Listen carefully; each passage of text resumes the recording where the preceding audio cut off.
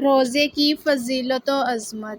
سیدنا ابو ہریرہ رضی اللہ عنہ سے روایت ہے کہ رسول صلی اللہ علیہ وسلم نے فرمایا، روزہ عذاب الہی کے لیے ڈھال ہے۔ بس روزے دار کو چاہیے کہ وہ فحش بات نہ کرے اور جہالت کی باتیں مثلا مذاق، جھوٹ، چیخنا چلانا اور شور و غل مچانا وغیرہ بھی نہ کرے، اور اگر کوئی شخص اس سے لڑے یا اس سے گالی دے تو اسے چاہیے کہ 2 مرتبہ کہہ دے کہ میں روزے دار ہوں۔ قسم اس ذات کی جس کے ہاتھ میں میری جان ہے کہ روزے دار کے منہ کی خوشبو اللہ کے نزدیک مشک کی خوشبو سے بھی زیادہ عمدہ ہے۔ اللہ تعالیٰ فرماتا ہے کہ روزہ دار اپنا کھانا پینا اور اپنی خواہش و شہوت میرے لیے چھوڑ دیتا ہے تو روزہ میرے لیے ہے اور میں ہی اس کا بدلہ دوں گا، اور ہر نیکی کا ثواب 10 گنا ملتا ہے، لیکن روزے کا ثواب اس سے کہیں زیادہ ملے گا۔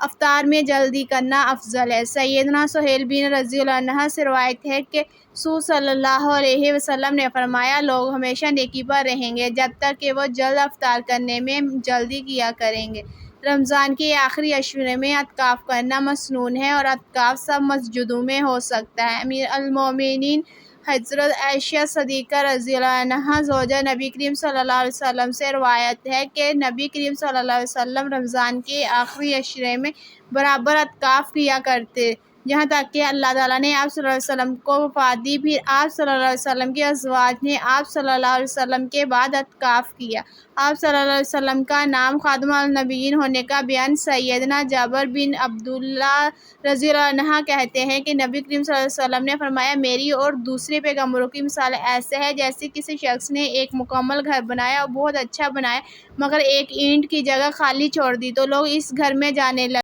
اور تعجب کرنے لگے کہ یہ اینٹ کی جگہ اگر خالی نہ ہوتی تو کیسا اچھا مکمل گھر ہوتا۔